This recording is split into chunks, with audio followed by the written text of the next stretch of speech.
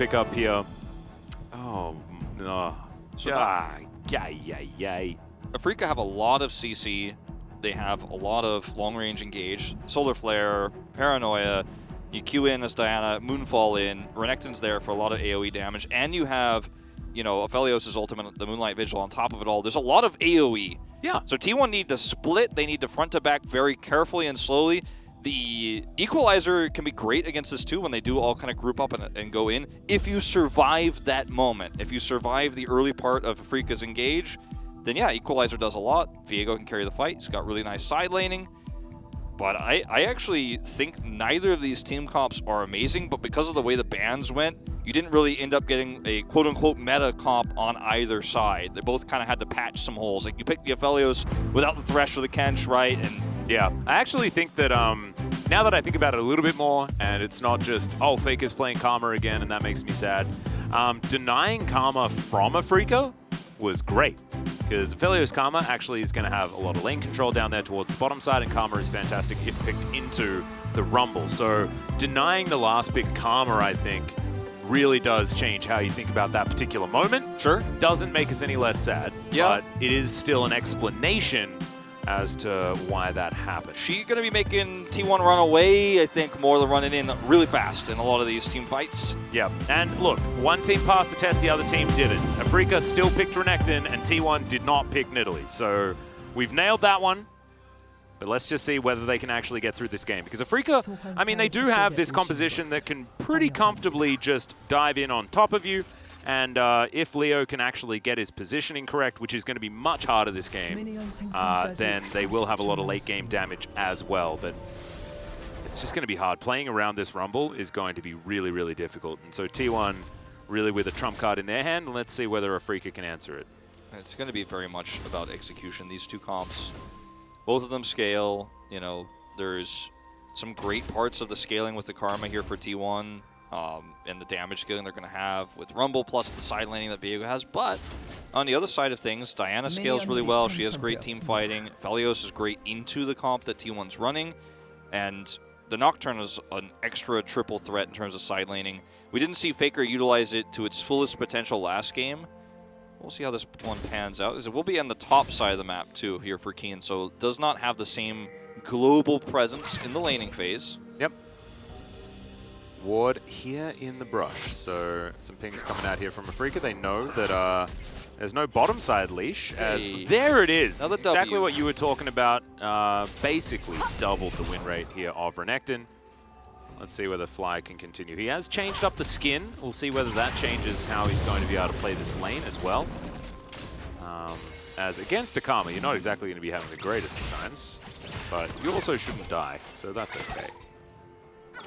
It was the worst of times, it was not the greatest of times. Yes. What I want is I just want a little bit more action this game. I imagine that that is probably on the minds of many. Yeah, I want a little bit more decisiveness. I'd like to see both teams make complex choices. Yeah. Instead I love of Keen's waiting. skin choice, by the way.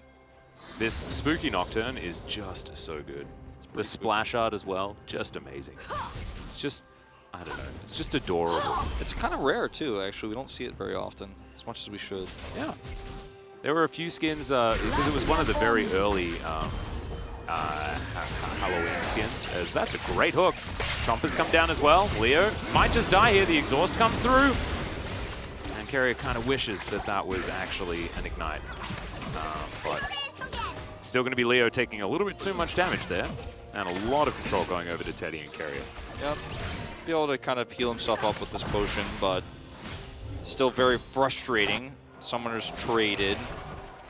And with Cleanse here on Teddy, there's no way that Afrika can spring back and catch him. It's just no way. So you can continue to put this much pressure on. The where the wave is too is so perfect for T1. Like, good luck. Yep. Well, you've got Dread moving on down here. He should be able to grab this Rift Scuttler as Cuz is boosting over, looking to see what he can do. But Fly is there to try and protect. There's nothing Faker can do at this moment. Nah, just holding onto the wave, so Fly had that one in a good spot. So nicely done. In the mid lane here of Afrika. And yes, it's just some calm League of Legends happening. Top lane pressure in the hands of Afrika, bot lane pressure in the hands of T1, completely as expected. Viego are going to have an opportunity to have extra mist this game, which is kind of cool. If he gets hit by the Duskbringer, he can bring the Duskbringer mist into his mist and get double mist. Yeah. And that might mean that Canna will be buffed this game. There's a lot of mist going on in League of Legends these days. A misty experience. Yeah, back-to-back. Could have been a Gwen in here too. Sounds like a missed opportunity. They didn't pick it up. Oh man, I kind of want to leave.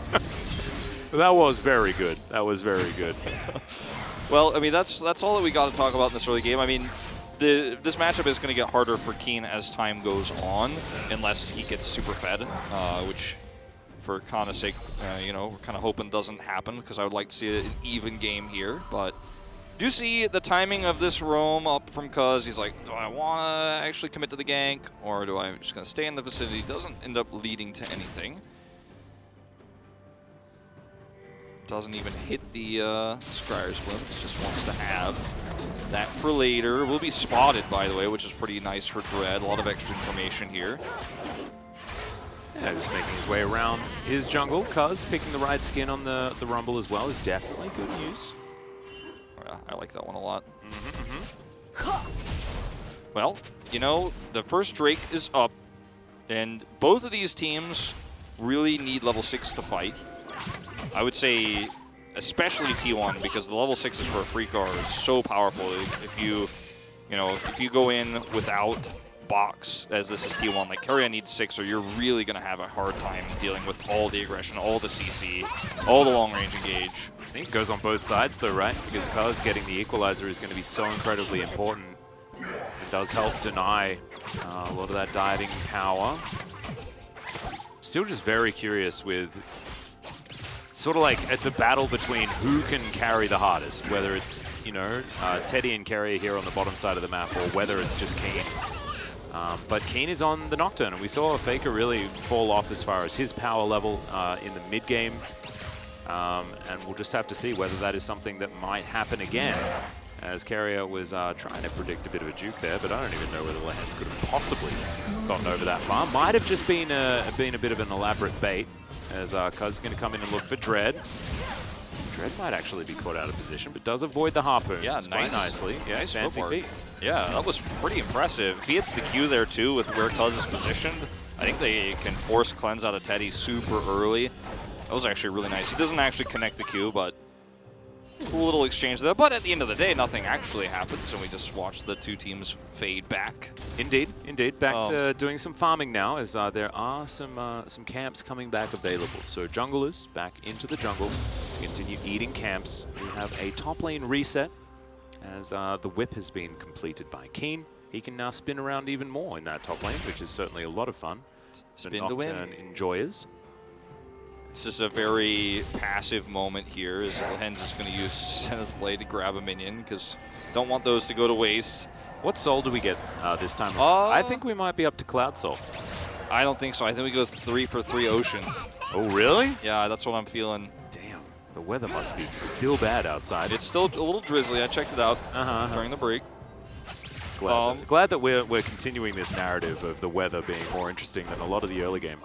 Yeah. Which has, you know, it's been a thing. That being said, you when you've got hyper carries in the bottom lane on both sides, you've got level 6 required for both of these teams to really have a lot of their tools online, and also you're going to be playing around 20 seconds from now the majority of the time for these teams. There's been such a big amount of snowballing right now in the LCK, like we were talking about in Game 1. Yeah. I think as a result, you have teams making less choices than usual, especially around early objectives here in the LCK, because the risk of thinking you have control over an objective and dying and giving your opponent such a massive lead, and then the first Rift Herald that comes with that, all that extra gold, and the snowball that follows, is just sometimes, especially in a game 3 like this, so tense between two teams, they're both at 4-3 in the standings, the result is, even with these comps, it's like, well, let's just make sure before we go into this fight. Yeah. Like, do we really want to do this one right now? Let's check the wards again. But Afrika are going to actually group up for the Herald first. I like their comp for fighting this. Have better control over the top of the map. Viego's sitting under a turret, has no teleport. Yep, and they also get the first rotation over. Teddy very far away from this one. This should just be the Rift Herald secured by Afrika. Cuz moves on over, does have level 6, as there is the immediate engage, but the Lantern is going to be there. And that is going to deny. I actually think that taking the Lantern there could have almost been the perfect option, which would have got Keen much further than he wanted to, but a little bit too late. Yeah, there's not a whole lot of peel, especially without a Viego here when that does come through, but you just take your small advantages, don't push it too big. Ironic, the Lantern is kind of like the shining hope in the darkness there for Freaka, or for T1 rather. Yep. I don't know, we just got to keep going with these weird analogies at this point. I know. I mean, I feel like it's adding entertainment at the very least, right? Keen only missed 1 minion on the top side, so you're not feeling too great as Kana here. It's a big old thumbs up, I believe, there from Fly, as Faker misses the mantra Q. Always it feels bad when you're Karma. Just putting the crocodile on the leash, taking Fly for a walk. Imagine if it was LeBlanc instead, you know, those chains that felt a lot more deadly. You know, the root's so much scarier. That's okay. Yeah, they're just going to give Keen this one. And that's a bunch of extra money going over to this Nocturne. Interested to see what the build's going to be. Was it Chovy that decided to go with the Gore Drinker Nocturne just recently? Because that was actually really fun. You've seen it a few times. Very, very strong when you start to get a massive lead. Yeah. And into a comp like this where you do want to go deep in because they don't have a lot of great CC to lock you up. I mean, a lot of the pressure is going to be on Keria to hit those death senses when Nocturne engages. Or potentially Kana to stun. There are ways, but I think you are going to kind of freely get into the back line, do a lot of damage, so that Gore Drinker is going to make you even more survivable and do a little bit of extra on the side. Neither top laner has teleport, so Afrika with this prio here really can threaten quite a lot. It's going to force T1 to react. Turret's almost dead at 10.5 minutes as Kaz moves on up. He's going to take this control ward, but Keen, of course, is just going to get himself out of there very comfortably. Like, this is such a fantastic position for Afrika in every regard. Like, you mentioned Kaz going up there, but he can't stop Keen because Keen is so safe. He's not greedy. Gets 4 plates. And now they're just like, okay, well, I'm going to get plates down here with my Diana. And, oh, you didn't respond, and I can see Faker in mid. Well, I'll also take a Drake, too, if you don't mind. Afrika's macro game has been really, really great in these kind of lull states in these games. Yeah, in Game 1, they didn't take any really decisive moves in terms of team fights, but even in Game 1, some of their macro choices were quite good. Game 2, far superior to what T1 was doing in this early game. Yeah. And it's a pretty nice lead they've got. Yeah, this is Afrika just doing stuff, and T1 not so much. It has been good play around pressure here for Afrika. They spot the junglers on the top side of the map, and then they grab that plate on the bottom side. They move Dread down. He knows that he can take the Drake. It's all really clean stuff, but unfortunately, like, it's once again this example of T1 just not really doing anything in this earlier stage of the game. Playing not to lose isn't how you win. That's how you not lose. And well, often you actually do lose. You just delay losing. Yeah. It's a later lose, but it is a lose nonetheless. Just hope we don't have one of those really late game loses again with nothing happening, because we saw 2 of those in a row. Would like to avoid the 3rd. Indeed. Sense here from Cuz that something's going on. It's going to slowly wrap around. The timing of this could be pretty big, but nope. Keen says, well, if I don't have my jungler here, I'm just going to walk away. And it doesn't get much more passive than this. No, it certainly does not. Would you like to hear some Renekton? Yes, tell me a tale of Renekton. Okay. Let's delve into that, shall we? As just checking to see whether there's anything to talk about. We do have 2 minutes on the next Rift Herald, 3.5 on the Drake, and we just have some laning. Cuz is here potentially about to dive, so we'll check on that one. But let's talk about Renekton for a moment. Renekton was born to fight. From a young age, he was constantly getting into vicious brawls. He had no fear. He was able to hold his own against much older children. Children crocodiles. We're going to have to hold that thought for a moment. Keen's going to walk down all of these pineapples, flashes away underneath the turret. Now doesn't have the flash. Great hook from Keria. That is going to be first blood. That's all we needed to do. Renekton lore, first blood. Boom. Bam. I knew it was going to happen. Nailed it. But the consequence is real on the bottom side of the map. Aphelios getting a ton of extra gold here. That's what happens when it takes this many resources to kill the top laner. Now, at the bit same of a time, race as well. Yeah, Teddy is going for this, but I think they lose this race. They 100% do. Yeah. I believe Leo had the right weapons as well, so was able to chunk through it. Now he has the wrong ones, but still, job's done. Nicely secured here. It is going to be a bit of extra money to T1 in that isolated exchange with the fact that they were able to get the first blood as well. But still, this is still great for Afrika as Dread's going to move on towards the mid lane. And yeah, Teddy waited for the other mini wave, and he will be able to finish this one off. So that will largely just even out the gold.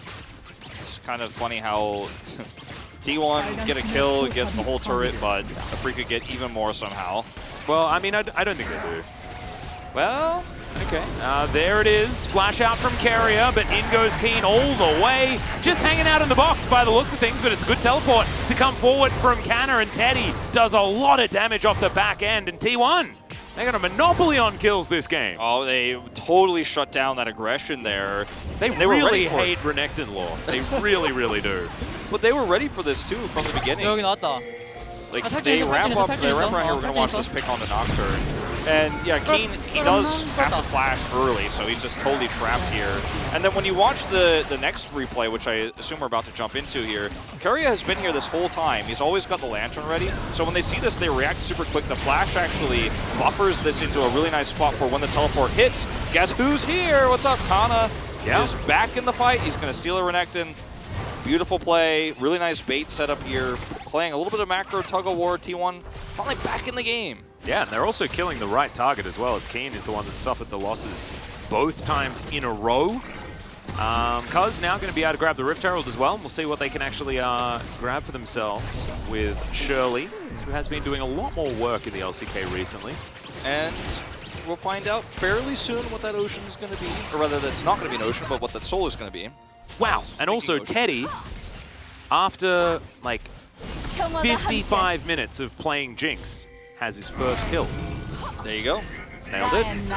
Yeah, Faker is just going to walk straight into Fly. Does make it pretty far. Flashes eventually, but yeah, is able to just walk out of there. I would imagine if Fly had have walked forward and stunned a little bit earlier, things could have been potentially better, but that's not what he decides to do. I know somebody in media is like, well, that's a Faker POG right there. No, it wasn't the Chinese broadcast. The Chinese broadcast was the one that threw out the Faker vote. Oh, beautiful. I mean, he handled it pretty well. He did, of course, have to use his flash, which is unfortunate, but does get out there. Now, Afrika have the better positioning on the Drake. Let's see if TWon actually can do something with this Rift Herald meanwhile, because I don't think... This is the Cloud Soul prediction, by the way. Yeah, let's see. It's coming. Oh, there it is. 100% accuracy rate here for Atlas today so far. I actually, like, because of the script here in front of me, I actually wrote it. It's not even I'm reading off the script. I wrote it in, and therefore it comes true.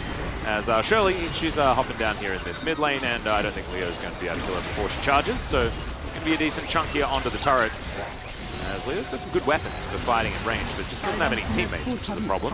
Teleport to come forward from the Renekton as Dread. Yeah, not going to find that Q either. He's really struggling with these crescent slashes. Yeah, he's like, I just really wish it was a little bit longer. Yeah. It's been so close. Okay, that's... Yeah, Dread's going to eat some pineapples, but he just walks on out.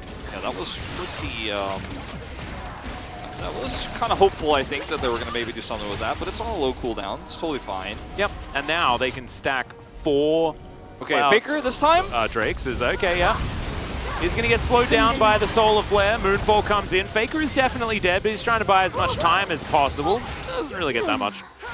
And now, in the mid lane, is where we've got Cuz just defending this turret. So, just caught in a bit of a reset there. Faker a bit too far up without his bottom lane on the map. I really like that Afrika are punishing him, because he did this a lot in Game 1, too, when he was playing the Karma, and he was never really dealt with by Afrika. This time, they're committing a lot to shutting him down. Well, Canna's going to come in. Fly's just going to slice and dice through this Viego and get himself out. I like how Afrika just kill turrets on the map whenever they have an opportunity to. They're just pushing super hard, and when they have this extra vision control, it's super easy to do that. They've just been more diligent when it comes to vision so far this series, it feels like. It really has been the case. So when you have this much vision and a Nocturne on your side, you can really just push the issue. Look at the bottom side of the map. 4 wards there on the blue side for TWon, where it's just so difficult to actually clear those up when there's a Nocturne that could collapse in when Dread and Lehens are roaming around this area non-stop. And Faker just gets punished. Like, he did this moments before, they do it again, they knew exactly where he was going to be, and it's been his MO. They had studied from Game 1. That's good coaching and adaptation here from Afrika. Yeah, really like it. As now they'll move to almost a 2,000 gold lead. I want to point out as well that Dread is like, what, 12, so many camps ahead of Cuz. Like, it's a lot. Just a ludicrous amount. That's like 50 CS. Cuz he has taken a bit of lane farm, but as you can see, the lanes aren't doing too badly on Afrika's side, so it can't be that many. It's just been getting into the enemy jungle and really stifling Cuz, who's struggling a lot. He's spent a lot of time trying to counter gank, where he was expecting Afrika to come in, and also had a lot of times where he was just kind of sitting in the brush looking for an opportunity himself. So a lot They of did time manage to get wasted. 2 kills on Keen, so Yeah. I mean, there's that, but I just don't know whether that's actually put him behind far enough. But the problem is that, like, Diana is rushing towards that second item here, and that's when Afrika are going to be so strong. Oh, Teddy Teddy actually gonna get stunned, has to use the cleanse. Click the lantern, does so. But Lehens has just been relentless. He's had such a great game. He Such really a has. great last 2 games, right? Yeah. And I feel like this is like the Lehens of old. He was probably saying exactly the things that we were saying after game number 1. He's like, guys, need to do things to win games. He's doing them, that is for sure. Exactly. He's the one player out of these 10 where you can guarantee he's looking for an opportunity at all times, and he is not afraid to pull the trigger. Every team needs a Lehens. Yeah. Every team needs a doer of things. Ooh, look at Dread. This is actually a sick play if they can pull this off. I spotted. Yeah, spotted on a ward. No minions. Oh, that was almost so sick, that delay there from Leo. Still, he's working on this turret, trying to get there. Is he going to do it again? Steps forward for a cheeky auto with his rapid fire cannon. That one completed as well for Teddy. TWon do not have a whole lot of control over the bottom side of the map. They're putting now Kana down there to side lane a little bit. They may be able to collapse back and clear some of that vision, but they're going to lose their mid turret as well. Afrika are in such a good spot to actually get to that soul point. Like, I don't see how TWon actually can stop them from doing it. Yeah, 45 seconds until that Cloud Drake is available. The coveted Cloud Soul on the cards, and TWon would like to get a couple of those. You know, if you've got a Rumble, he turns into a poke champion with the Equalizer, which is just fantastic. Finally, Kana gets that wave pushed out. We do see TWon commit some sweepers to remove some of those wards on the bottom side of the map. They don't get the one that's to the left of the Drake pit, but that one should be timing out pretty soon. So TWon are not going to this one completely blind anymore. So But that's the reset timing is so much better from Afrika. perfect. They're all making their way onto the Rift now, and Faker's making his way out of base. Thank you, observers. He was actually looking. Time. He looked like he was going to go top as well. I mean, he has teleport, but still, you want to be here ASAP. Yeah, the teleport does mean it's probably fine, but the Drake now available. Teleport to be used from Keen. Remember, he does have the Paranoia, and looks like Afrika are just going to get Soul Point for free. Yeah, like, even with the vision cleared, like you said, the reset timing is so much better. Their priority on this Drake is so much stronger because they've worked for this over the last 2 minutes. Yeah, it's really well done. Like, okay. Solar Flare going to get a flash. He'll take that any day of the week. Lehens, every time it's up, it's not, because he uses it again. I mean, he doesn't, get a kill here, but again, he forced a cleanse last time, which still isn't up. He gets a flash this time. These things add up, but Afrika spent so much time in that mid lane to get the turret, to guarantee prio. They spent so much time right before that getting all that vision. Maybe we need more Renekton lore. Yeah, I mean, maybe so, but TWon here, I mean, there's a way back into this game with a really nice engage, but their comp is so reliant on this Jinx, which is once again going to need time. Go for the lore if that's your thing right now. Cause yeah, I mean, I don't look. We'll let's get in lore position. I'm ready for the lore, and now a fight may break out because that's what happened last time. That's what I'm hoping happens again. Cuz moving down here towards the bottom side, looking to try and augment Kanna's push. This tower is still very healthy, actually. This outer on the bottom side, and Keen Spidey senses tingling a little bit too much here. As Afrika have a really fast Baron if they ever want to start it. They really do, and TWon have to respect this. Okay, another Solar Flare comes out, of course, because that's off cooldown now. As that Zenith Blade needed to be a little bit longer, but they've got a lot of different ways to engage. Cuz has to flash, but Keen, really, really nice. Spell Shield there, stops that slow. Cuz has no stopwatch either. He's going to have to buy one before this next fight, I think, if he has the money for it, because no flash on this Rumble with the engaged tools that Afrika have, even with the Paranoia down, even with Solar Flare down temporarily, you've got to have some survivability in this one. He almost dies there. Yeah, 3 minutes time, and then Lehens actually lands that Zenith Blade because they get the Cloud Soul. He throws out the Solar Flare much sooner than he normally would, and then runs real fast. Yeah. As the Zenith Blade. It's scary. Now, he does buy the stopwatch, Cuz does, but that's not going to guarantee you a team fight win by any means. This is going to be a really tough one. And if Afrika now just group up around this Baron, they don't even have to start it, but T1 have to kind of start poking their heads in because they don't have enough vision. Look at all the vision on both sides of the map here for Afrika. It's crazy. Yeah, they've got so much. And the forward vision as well. It's aggressive. Yeah. Leo sidesteps the zap. A little bit dangerous here, as I think Cuz could have just thrown out the equalizer and said, like, flash Leo or die. Okay, this is it right here. This is a really tense moment where T1 could actually lose control of this game for good, permanently, if they mess this up. Yeah, Keen knows that if he gives away his position, it's dangerous. He wants to see someone turn up, but instead decides that he wants to just get some damage on this turret. This should mean that T1 can move into the river and get a bit of extra vision, and you can see Teddy moving forward.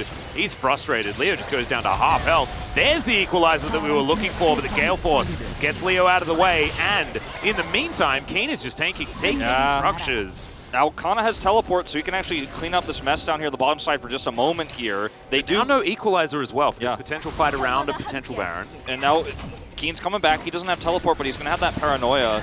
They get some of the vision, but it's only temporary here for T1. This is such a tense game, actually, because it's on a knife's edge right now for T1 especially. Like, Afrika has a little bit more wiggle room to fall apart. But they want to keep that tempo advantage. T1, a one team fight here absolutely gets them right back into the game. Yeah, but they need to do something, right? That's why it's so tense. Yeah. Because we need to see T1 stop Afrika from taking one of the next things that they decide they want to take, right? Yeah. Right. And it's, look, this Cloud Soul, I mean, we meme about Cloud Souls quite a lot, but it is really valuable, especially for a composition like this, and Afrika wanting to deny that from T1 as well is really important. Yeah, not every comp is actually so reliant on their ultimates, but this is like an ult-reliant comp. Like, every single ultimate is so important. I mean, minus Renekton's, but even his is still pretty good. So it's extremely valuable for Afrika, plus the movement speed you were already talking about. Look at the wave control as well from Afrika. They've pushed in that top wave. Bottom wave is actually shoving in favor of T1, so that could be an area that they'll find some aggression, as that's a good lantern come through from Keria. Everybody's got stopwatches up now. I mean, I say everybody, there are 4 in this game. Dread is about to flame Horizon Cuz, though. This Diana is practically a solo laner. He's stealing all these camps and all the farm because T1 are too scared to actually control it because they're afraid. They're afraid the Nautilus is going to come through. Yeah. Or no, Nocturne, excuse me. And, I mean, like, you've got to be so careful. Here's the teleport from said Nocturne. Keen is going to come on through. We'll be in position for that paranoia. We'll see whether he just pulls the trigger. He has been pretty keen on doing that recently. No pun intended. 4 seconds. They have so much. T1 looking to trade. Dread going to move on in. He's going to start the Drake. But let's see whether Afrika can stop this Baron from being taken underneath their noses. They have so much agency. Oh, look at this. This is actually so weak. Box. I like it. I don't know. I mean, you're going to miss that a lot when they come in. You are definitely going to miss that. Yeah, well, Afrika give up on the Drake. They're not going to take that one. T1, though, are going to pull away from the Baron. They're not wanting to flip it. And now Afrika, of course, have full priority on the bottom side river, so they can just walk back down there. Yeah. And with the mid control that T1 just seeded, Afrika now just gets the Dragon Soul for free. And guess what? As soon as they get this, they can just walk right up to the Baron and start looking for more control on that too. Like, there's nothing stopping them from doing so. They have so much agency right now with this comp because they have the ability to go in as Diana. They have the know-all that the box is no longer available, so that's one of the biggest tools that T1 has to peel. So the turn is so easy for Afrika now. Yeah. I'm going to reset before they group on this, but I mean, not a lot of cooldown now for the old Solar Flare, and we know that Lehens just likes pressing that button. Yeah, not to mention the paranoia, everything. Yeah. Yeah, and actually all of the ultimates are really high value as well on the side of Afrika, so pretty happy about it. Also, Dominus plus extra movement speed feels super good for the Renekton and his stickiness. All right, so T1, you're grouped. You have this brush. You're trying to bait. In a little bit of vision. They're trying to bait. Yeah, that's the equalizer. Solar Flare comes through. Here's the counter engage from Afrika. Keen off to the side, and they decide they don't really want to go for it. Keen to use it as a taxi to get himself out. Fly up towards the top, and T1 were looking to collapse in. Not quite able to do so. Such a cool idea here from T1. They do get the paranoia, which is pretty massive, but a lot of their ultimates down as well. The equalizer being the big one here. Yeah, now Keen taking a lot of damage. He's pretty tanky, didn't decide to go for any of those core drinker builds like we were talking about earlier. It is still the Stride Breaker, which did save his life, so you can understand why. Teddy zapping through, not able to do too much though as Leo. Calibrum in hand, still you can make 3 cartridges of bullets available for that long-range weapon. Feeling good about that. You can make this happen once as T1 where you bait with Teddy, but I don't think you can pull that off again. You've got to be so careful because it's super obvious that what they're doing, and even if you don't have vision as Afrika, Dredd could just go over the wall. You know, he has his stopwatch available still. Like, they have 4 stopwatches, so bringing a trap isn't going to be as successful anymore here for T1. I like the idea before, but now you've got to be so careful. You've got to make a different call, and removing the vision might be a good first step, but now they're resetting at the worst possible time. Like, Teddy is not going to be here, and look at where Afrika are. They're all grouped up on the Baron. Yeah, this is terrible timing. He's got a bunch of extra wards available, I assume. So we are having a look at the gold here, and big lead. The lead in the jungle is just huge. What was that sound? I don't know, but Teddy will get back here with his Infinity Edge. Yeah, the Infinity Edge is actually huge. Teddy, maybe, just maybe, it's time to fight now. As it's 3 items to 4 items, as it's been a little while since Leo's gone back home, potentially. But he does have some good ones. Stopwatch also has been put together. Spot minion wave is pushing forward. Afrika, in fact, pushing everywhere.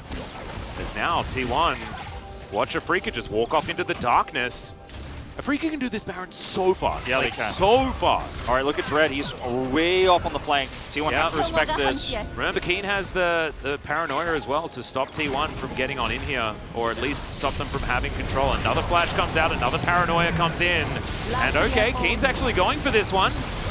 Canna off to the side, yeah, might be the choice as the hook is great on the fly. He goes golden immediately, as meanwhile Lahen's just doing absolutely nothing in this one. It's a bit unfortunate, but Afrika still going to be completely fine. Super Mega Death Rocket does make sure that that fly is a little bit too low for this fight as Lahen's.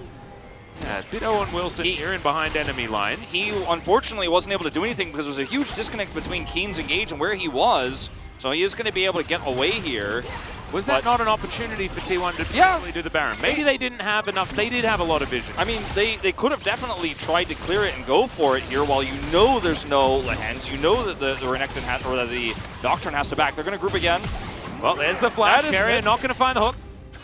That's a huge cooldown gone. He doesn't have box either. They've got to be so careful about this now because look at where Keen is. Yeah, and also, like, Solar Flare's back up again. Keen very close to having that paranoia. Thank you very much. A couple of Cloud Drakes. Yeah. It's massive. Keen's coming. They're going to play around this paranoia. Kana spots him, though. Yep. Okay, there it is. Solar Flare once again. That's going to get the cleanse out of Teddy. Carrier, remember, still doesn't have flash.